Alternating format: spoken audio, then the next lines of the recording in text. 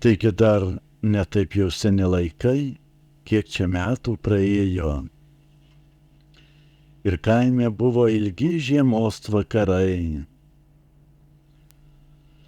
Ir mūsų mamos dargi mokėjo austi. Ir mes dar vaikščiojom su miliniais. Reiškia, mamos rankom išaustais papuošalais.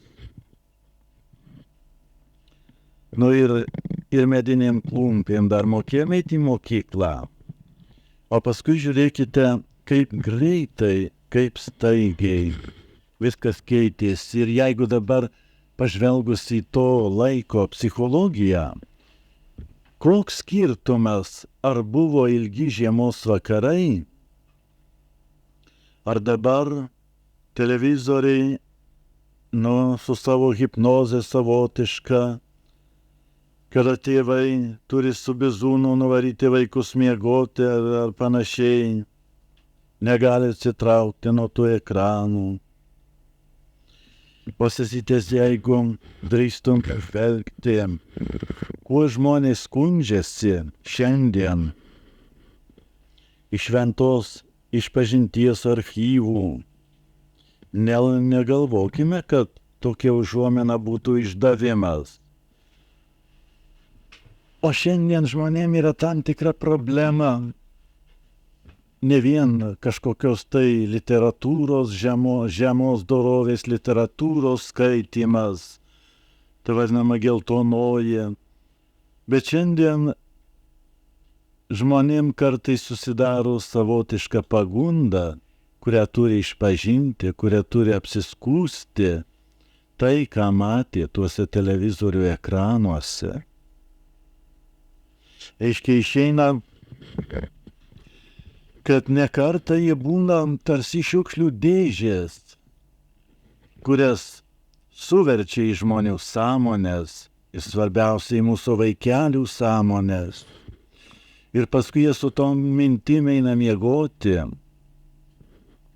nespėja išgirsti sąžinės balso už praėjusią dieną. Paprastai, jeigu žmogus pergyvena didelius stiprius įspūdžius, jis viską pamiršta, ką jis privalėjo padaryti, pagalvoti.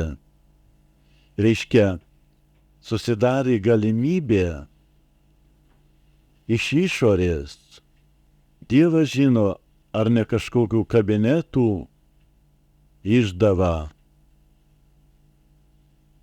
kažkokių posėdžių išdava. Dievas žino. Ar tai atsitiktinumas, ar tai sąmoningai kažkas vykdo kažkokią programą. Šių dienų technika suteikia galimybę tiems, kurie turi galios nustatinėti programų turinį. Šių dienų technika suteikia galimybę valdyti žmonių mintis, duoti to mintim kryptį. Ir visų svarbiausia, atimti iš jų brangų laiką, užimti laiką, paduotą programą. Ir kai kurie šūkiai šiandien yra labai charakteringi ir labai taiklus. Iš jų, pavyzdžiui, kad ir šitokis kažkur matytas Lietuvoje ir ne Lietuvoje. Partija yra mūsų protas, mūsų sąžinė ir dar ten kažkokios kitokios savybės priduotos. Reiškia, išeina, kad net viešai ir garsiai pripažįstama, kad nebūtinas yra žmogaus asmeninis protas. Nebūtina yra žmogaus asmeninė sąžinė. O gal kai kam net ir geriau, kad asmeninės sąžinės nebūtų ir asmeninio proto nebūtų. Gal kai kam paranku siūlosi tokios išvados, tokios mintys, kad geriau asmenybės iš viso nebūtų. Būtų masė, būtų minia, būtų banda, kurią kažkas varinėja vieną arba kitą kryptim, kažkas už ją galvoja, bet ne ji pati. Kažkas turi tikslus, bet pačiai bandai tie tikslai nėra žinomi ir tikriausiai stropiai saugoma, kad jie gyvenime nejučiom neišryškėtų, neišlystų įlą iš maišo, nepasidarytų visiems aiškios paslaptys tų, kurie sėdi prie vairo. Raštaisysite, kokia susidarė gyvenimo atmosfera. Ir šiandien šitoje atmosferoje sprendžiamas tautų likimas. Šiandien nebūtina karo.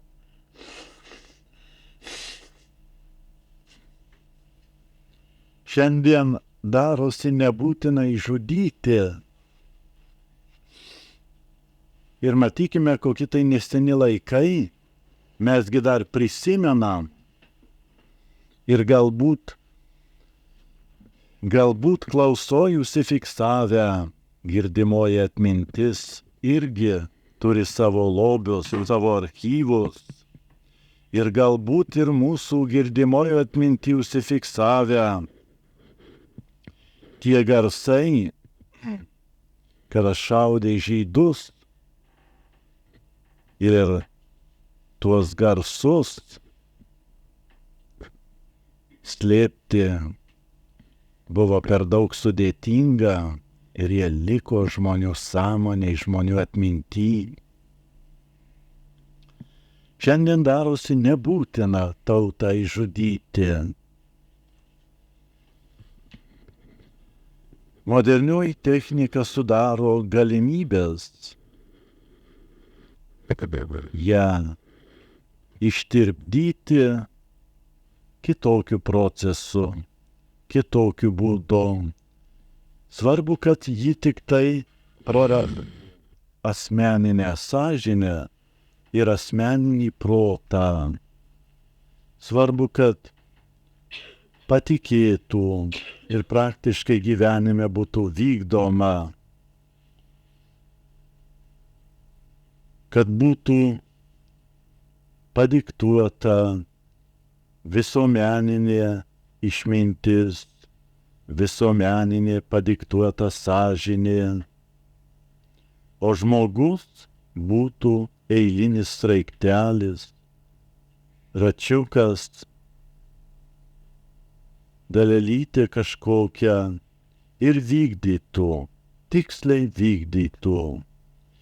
Ir už tai ordenai, už tai garbės lentos, už tai pagyrimo raštai, kas tiksliau vykdys. Ir tuo pačiu tos senosios vertybės, kaip pavyzdžiui šeimos laimė, tėvynės meilė ir panašūs dalykai, tuo pačiu kažkur lyg tai nuplaukia, lyg tai nemadinga, lyg tai atgyvenę dalykai. Ir kad žmonės kartais neprisimintų, kad kartais nesusirūpintų banda, kuria kryptim ją gena piemenys. Matomai leidžiamos tam tikros gyvenimo sensacijos. Dievas žino, ar tai sutampa, ar tai tiksliai sutampa, bet va, įtarūs protai net pastebi tam tikrus keistus reiškinius. Žiūrėkite, būna momentų, būna tam tikrų laikotarpių, kad visuomenė užplūsta kažkokios sensacijos. Savo laiku, pavyzdžiui, parapsichologinės paskaitos. Už bilietą Kaune, už blatą 10 rublių mokėdavo, kad įeiti į profesoriaus Naumovo paskaitas. Salė būdavo prikimšta. Ir tai ne bet kokia publika, bet matomai taip jau iš viso vaizdo miesto grietinė, masinis visuotinas susidomėjimas. Ir Dievas žino, ar tiksli pastaba, kad tokios sensacijos kaip tik atsiranda, kaip tik jos leidžiamos, kada visuomenė kažkuo ima pergyventi. Naujos priemonės kovoj prieš bažnyčią, nauji areštai, garbingų tautos vaikų ir panašiai. Bent jau šitai yra tikra, kad sensacijas kartais leidžia, kartais draudžia. Argi ne taip su dėstytojo Valaičio paskaitom apie lėkštes, apie kosmoso gyventojus, kurie turėjo progos girdėti. Vis dėlto paskaitos gana įdomios, visuotinis susidomėjimas, masinis susidomėjimas. Bet žiūrėk, praeina kažkiek laiko, vėl neleidžia. Pagaliau, kai kurie tokie keisti susikryžiavimai, lyg tai ne iš vieno kabineto būtų išplaukę. Atsimenate, kai Kaune už laikraštį mokėjo po 5 rublius, kai tas Stalino lėktuvas matė kažką nepaprasto ir keleiviai stiuardesės ėmė klausinėti, kas šalia mūsų skrenda. Atsimenat, kaip rašė laikraštis. Ir pilotai sprendė problemą, duot komandą į žemę, pranešimą ar neduot. Mus palaikys išprotėjusiais. Jų dialogas net buvo paduotas laikraštį. O maždaug to paties laiko Courier UNESCO žurnalas. Žinote, Courierio kiekvienas numeris turi savo temą. Visas numeris būna pašvestas kuriam nors paskiram klausimui. Maždaug tuo pačiu laiku Courier UNESCO numeris visas buvo skirtas įrodymui, kad nėra kosminių gyventojų, neatskrenda jokios lėkštės, paduota fotografijos straipsniai, įrodymai, įvairiausi vizualiniai, taip regėjimo apsirikimai ir kitokie visokie. Ir dabar kuriam laikraščiui tikėti. Va štai, kokie faktai vis dėlto mūsų gyvenimo aplinkoj dedasi. Jie yra be galo reikšmingi. Jie labai daug ką sako žmonėms, kuriuos Dievas apdovanojo nuostabia pastabumo galia. Ir šiandien išmintingi protai įspėja jaunuosius, reikalauja susimąstyti, padaryti išvadas, kadangi juo toliau, juo klastingesnės darosi tautų žudymo priemonės. Šiandien jau su nerimu žiūrima ir į Sniečkų naująjį miestą, ir į panašius taškus, kurie, kaip nekeista, ne kažkur Kazachstano dykumose, kur nei žmogaus, nei medelio, nei krūmelio nėra. Tik 2 spalvos, viena ir tam pačiam paveiksle žemė ir dangus ir daugiau jokio įvairumo. Ir kai tokio aplinkoj laukiant kokios nors susiekimo priemonės, išstovi valandą, 2, 3 ir panašiai, kad aplinkui niekas netraukia dėmesio. Pasirodo, neapsirikimas yra, kad seniai atsiskyrėliai eidavo į tyrus, į dykumas. Pasirodo, tokioje aplinkoj, kur į išorę niekas netraukia dėmesio, tarsi būtų užrištos akys. Žmogaus mintys pasidaro kažkokios tai aštrios, kažkokios gilios, jos su nauju ryškumu grįžta į praeitį, grįžta į tai, kas jau minčių archyve yra, anksčiau susikaupę.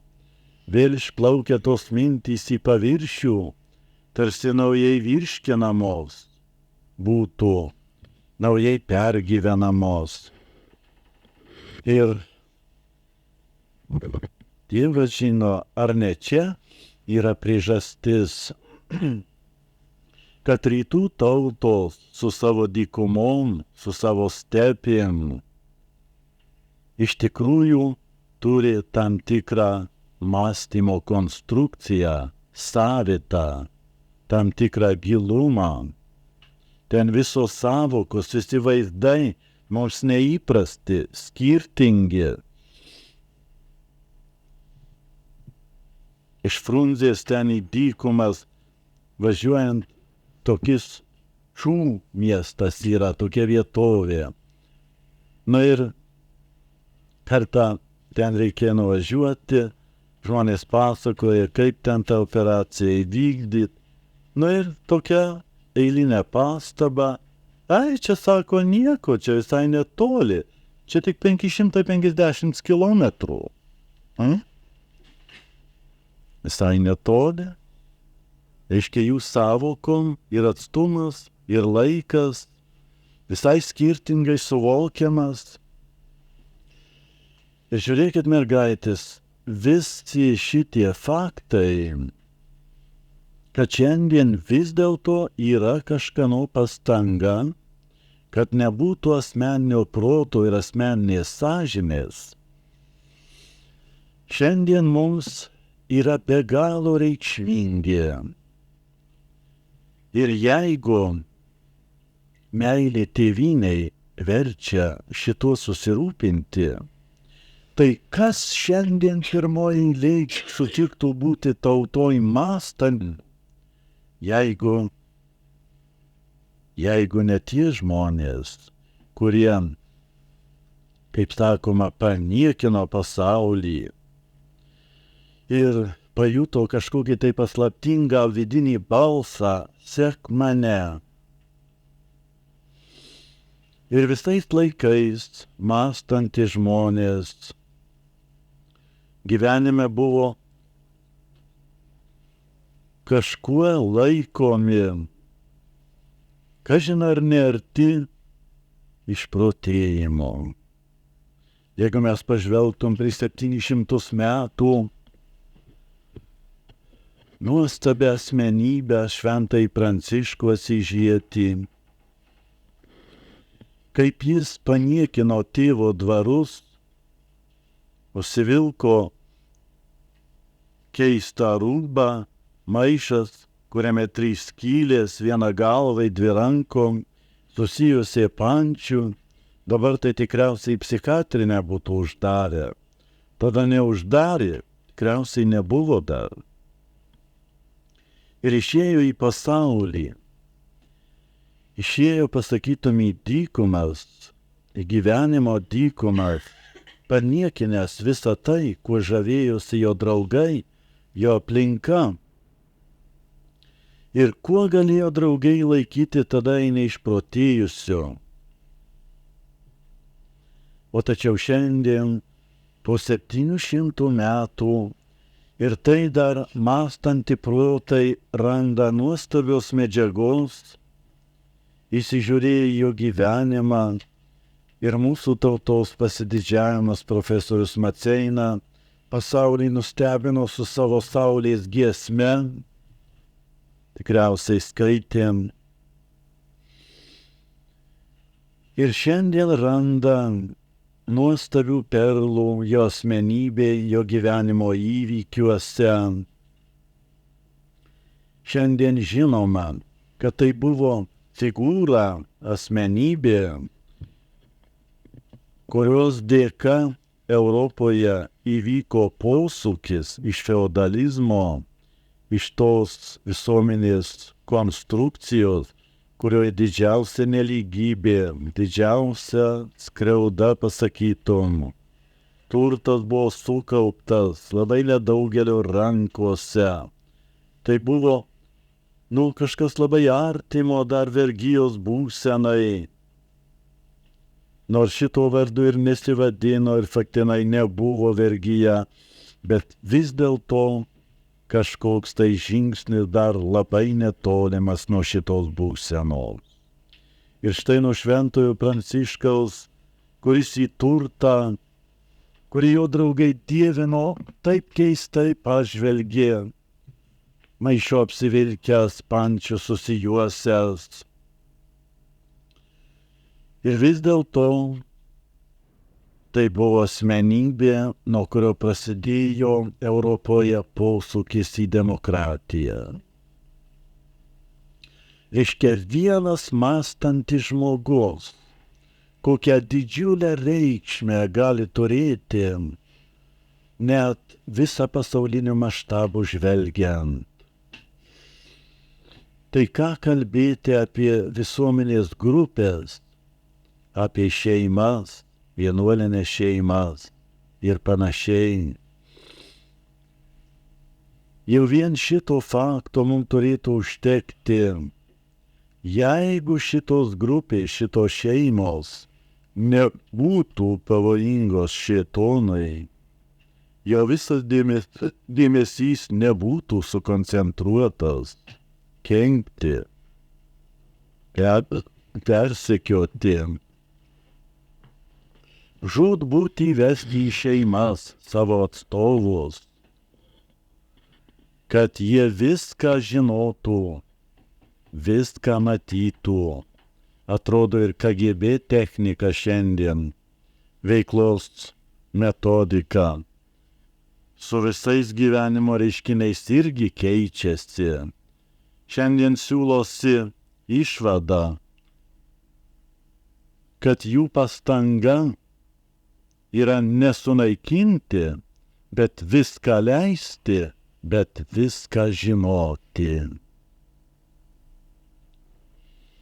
Ir šiandien darosi mūsų gyvenime tiesiog kasdieninis reiškinys. Žmogus su dviem ar keliais veidais. Šiandien savotiškas naujadaras, rodos anksčiau nebuvo kalboj tokių terminų, kaip pavyzdžiui šitokia žmogaus charakteristika. Jis vienaip galvoja, kitaip šneka, trečiaip daro. Va, tai šio amžiaus naujovė. Šio amžiaus kovos technika viską leisti, bet viską žinoti. Ir reikiamų momentų, reikiamą progą, nieko nepražiopsoti, kur tik tai galima paslėpti po kokią nors kaukę savo juodą veidą.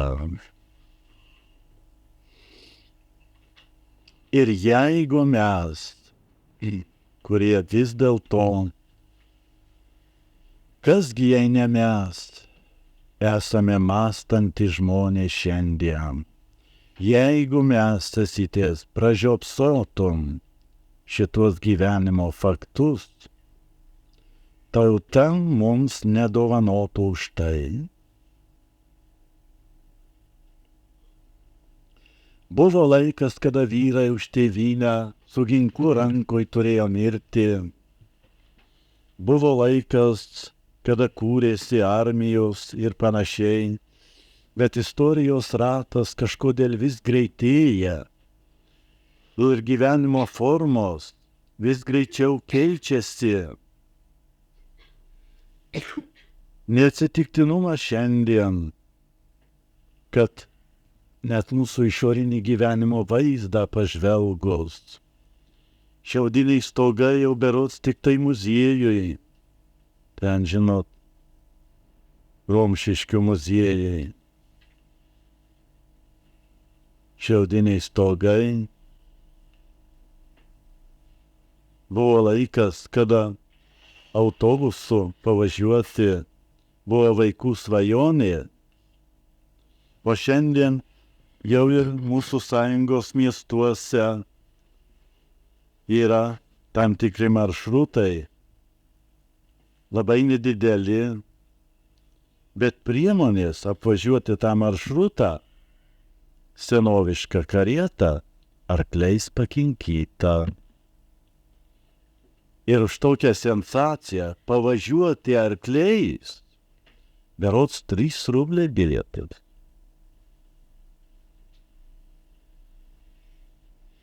Taip kad savo sužadėtinę nustebinti, pradžiuginti ar ką nors panašaus nemažai kainuoja kartais.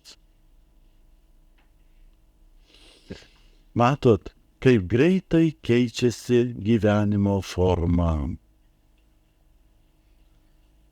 Ir šiandien Dievas žino, kas atsitiktų, jeigu technikai kažkas pakištų koją, jeigu vieną dieną, o dar žiemą, mūsų 5, 9, 12, 16 aukštų miestuose, jeigu vieną dieną, įsivaizduojam, kas atsitiktų, nėra elektros, nėra vandens.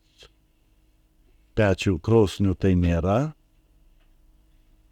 duona tik tai krautuvėse, kas turi rugių šiandien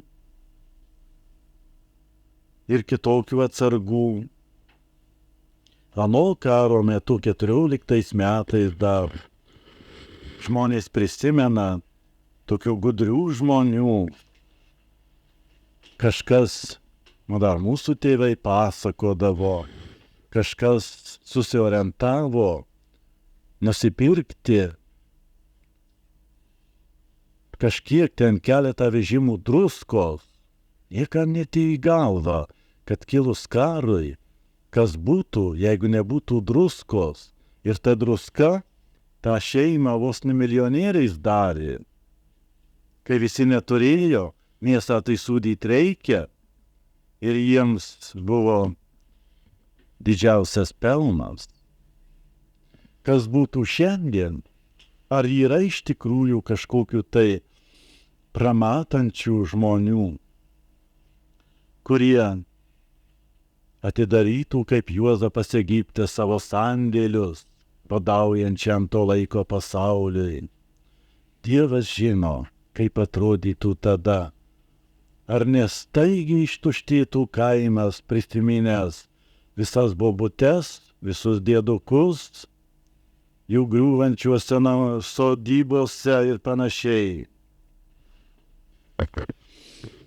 Tai vasesitės. Kas mums reikia iš šito fakto atsiminti? Pirmas reikalas tai teisingai įvertinti modernąją techniką. Mes negalim pasakyti, kad pavyzdžiui stojam į kovą prieš technikos naujoves, juk tai viešpaties įsakymas, bet vis dėlto pažvelgus į šių dienų gyvenimą, ką veikia žmonės ilgais žiemos vakarais, kas iš tikrųjų užima tą laiką, kada būdavo gavėnios giesmės giedamos, kada būdavo bendra malda šeimose ir panašūs dalykai. Kas jei ne tie prakeikti televizoriai? kaip juos kitaip pavadinti. Kad tai būtų programa verta dėmesio nuolat, o visi žino, kad didžioji programos dalis yra valstybinio maštabo melas, propaganda. Visi žino tikrovę ir matydami galbūt pyksta, galbūt kaupiasi kažkokia tai neapykanta,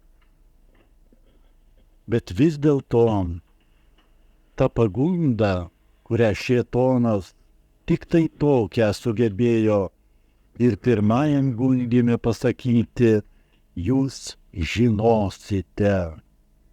Jis nebaigė sakinio pirmiesiems tėvams. Jūs žinosite nuodėmės pasėkas, jūs žinosit skausmą. Jis pasakė tik sakinio pradžią. Jūs žinosite. Kas per jėga, ar ne šita pati jėga, prirakina vaikelius prie tų ekranų, kad tėvas motina turi su bizūnu nuvaryti, miegoti. Ir po šitokios operacijos, ar gali būti ar kokia nors kalba apie maldą, apie vakaro maldą? Ir žiūrėkite, tie tėve mūsų, sveika Marija, tikiu Dievą tėvą, išmokti su tokiu prakaitu, išmokti katekizmo pamokose. Ar ilgai jau užsilaikys jų sąmonėj, į kurią kas vakarą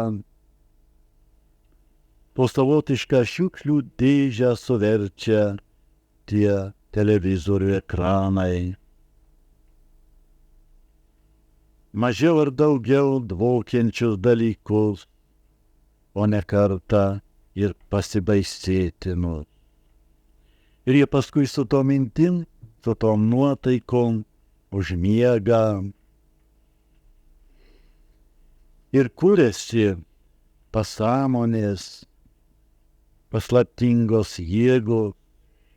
Ir paskui, kai jų gyvenime įvyksta savotiški sprogimai, tai kas pasąmoniai susikaupia, kažkada vis tiek įsivers. Ir kada jie atsiduria kalėjime, tėvai negali suprasti.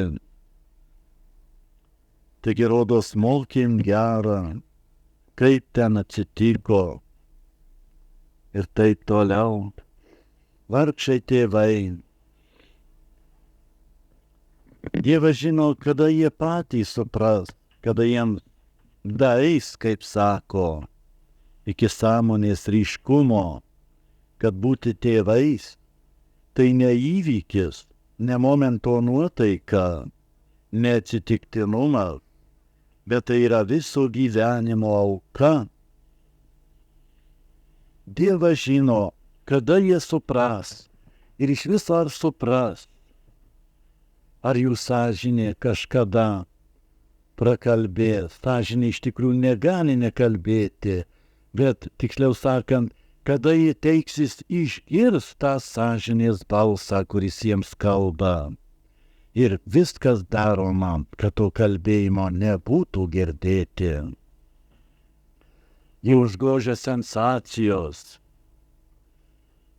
visokie importai ir panašūs dalykai.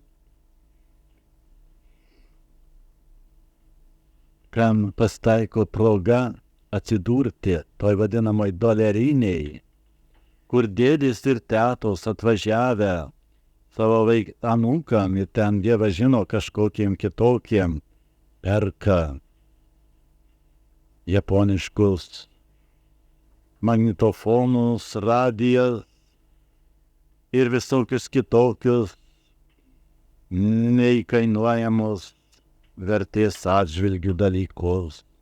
Bent jau visuomenės sakim taip sprendžiant, neįkainuojamus. Net ir smulkmena tokia, tų rankšluosčių, kiniškų ar kokių tenai, doleriniai pasirodo visas kalnas stovi. Bet juos pirkti jau reikia specialios valiutos. Ir toj krautuvėj, galima būtų visą dieną stovėti ir tokia nepakartojama studija, psichologinis eksperimentas, kaip žmonės, kiekvienas pasiėmė tokį vežimuką panašų kaip mūsų maisto krautuvėse, ten krauna duoną ir visokius kitokius dalykus, ten krauna visokius importinius batus, megztinius ir visokias kitokias brangenybės ir skaičiuoja, rašom popieriuko, turi sudaryti tam tikrą reikiamą sumą. Ją ir pilnai įsemt ir neperžengti jos ribos, tai nemaža problema. Rast reikiamas prekes ir kai pritrūksta, tada prieina imti iš to kalno rankšluosčių ir panašių dalykų. Vis dėlto turi išeiti apvalus skaičius, kiek dėdė ir teta teikėsi palikti, padovanoti. Kokios palaimintos išraiškos veiduose. Ką galima būtų pasiūlyti žmogui daugiau, toj krautuvėj būnant? Turbūt joks mąstymas, ten galėtų atsistoti nuostabiausi pamokslininkai, prancūzų Lekordero niekas neklausytų ir ten niekam nebūtų svarbu, ką jisai pasakoja. Bet Dievas žino, turbūt tai pačiam Kristui ten nepavyktų. Ar galite? Va štai, kur yra šių dienų gyvenimo tragedija, pagundų formos. Ir kas atsitiktų su tauta, jeigu jo neliktų nei paskirų žmonių, nei visuomenės grupių, šeimų, kurie vis dėlto sutiktų būti ir šiandien mąstančiai žmonėm. Sau kažką viską. Vis tai, ką mes prisiminėm praėjusią valandą. Žiūrėkite, vartant šventos Evangelijos įvykius, o ir šių šventųjų mišių, ryto mišių teksto, šventų rašto skaitimo. Atsimenat, buvo vieta, kada viešpats paleido minią ir pats kažkur tai į kalną, į kuris ten tiesiog pasislėpė nuo visų maldai. Ir tokiu momentu šventoje Evangelijoje visai lėm. Jis naktis praleisdavo maldoj. O keista, kodėl jis nesivesdavo į tos momentus apaštalų? Kodėl net, pasakytum, tokioj viršūnėje atsidūręs, kada prieš savo kančią jisai Alyvų kalno valandoj, baisioj kančioj buvo. Ir tai, kaip rašo šventa Evangelija, jis pasiėmė tik tai 3. Gal patikimiausius, ar kaip ten skaityt. Ir tie patys vargšai neišlaikė egzaminą ir neištvėrė su juo. Užmigo. Ir kai jis atėjo ir rado juos miegančius, jie matomai buvo dar sunkiau, jis padarė jiems švelnų priekaištą ir viskas. Ir šitaip ir būtų buvę, sesitės, ir šimtmečius, ir tūkstantmečius būtų tebesitęsęs tas miegojimas, tas jo rinktinių miegojimas. Jeigu ne sekminių ugnis.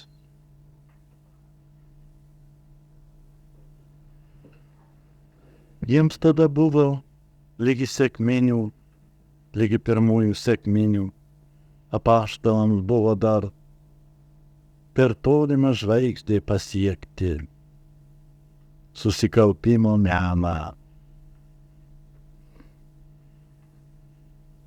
Ir šiandien mes turime atsakyti savį klausimą. Ar aš suprantu, kad tai ne vien tik tai žmogaus natūrali pastanga? Sakytum, privers save skirt laiko, kažką skaityti, paskui apdoroti savo pastangom, pritaikyti savo gyvenimui, surikiuoti viską reikiamom kryptim, tuos motyvus skaitytus, girdėtus, kad jie mano apsisprendimam paryškintų tuos motyvus, kodėl taip, o ne kitaip. Bet tai ne vien tik tai natūralinė pastanga. Ne veltui mergaitės Viešpats Jėzus, kaip rašo šventoji knyga, naktis ne kartą praleisdavo maldoj. Susikaupimo menas yra malda. Jeigu įliks tik tai natūraliniai plotmei, neužteks galybės atlikti savo didžią reikšmę, didį pašaukimą mūsų gyvenimui. Susikaupimas yra Dievo dovana. Dievo malonės dovana. Ir tebūna šito mūsų susimąstymo kryptis, bandyt pamatyti savo gyvenimo vaizdą. Ar aš pakankamai naudoju didžiasias Dievo dovanas, proto šviesą ir sąžinės balsą?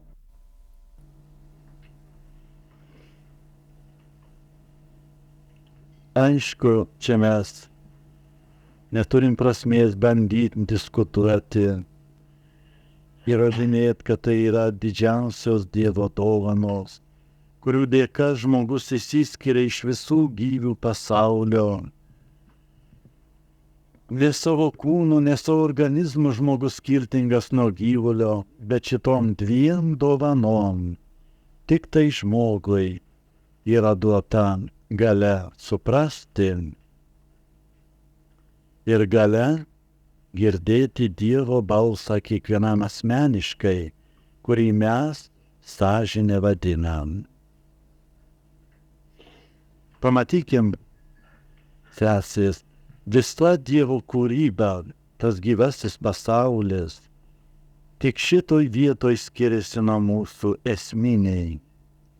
Visi gyvūnėliai ateina į pasaulį, viską turėdami, ko jiem reikia. Paleiskit viščiuką inkubatorių išperėtą, kuris nėra matęs motinos, ir jis tikriausiai neprapuls gyvenime. Jis žinos, ką jam reikia lesti, žinos, nuo ko jam reikia slėptis, o paleisk vaikelį tik atėjusį į gyvenimą. Jo rankelė vienodai tiesis ir į saldainį, ir į nuodus. Čia prieš eilę metų vienos staliaus berniukas, ten jo dirbtuviai. Žinot, vaikui viskas įdomu. Jis kažkur ten rado kažkokiu tai klijų gabaliuką. Jį nurijo. Ir taip ir neišgelbė jo gyvybės. Kažkokie nuodai pasirodė. Bet jam vis tiek pat, jis taip lygiai rankelę ties ir į saldainį. Lygiai taip ir į tą valgį, kurio mamytė įmaitina. Reiškia, žmogus yra vienintelis gyvas pasaulyje, kuris ateidamas į pasaulį neatsineša tų automatiškų instinktų. Bet šito vietoj jam duota galia suprasti. Ir kol šita galia įsiskleidžia, geros motinos akys turi kiekvieną jų žingsnį sekioti ir daug kartų gyvenime užprotestuoti negalima. Jis galbūt pyksta, gal reikia, bet turi įvykti nuostabus dalykas. Pati pirmoji mokykla - neskaityti rašyti, bet išmokti savį sakyti, save valdyti. Ir šitą mokyklą žmogus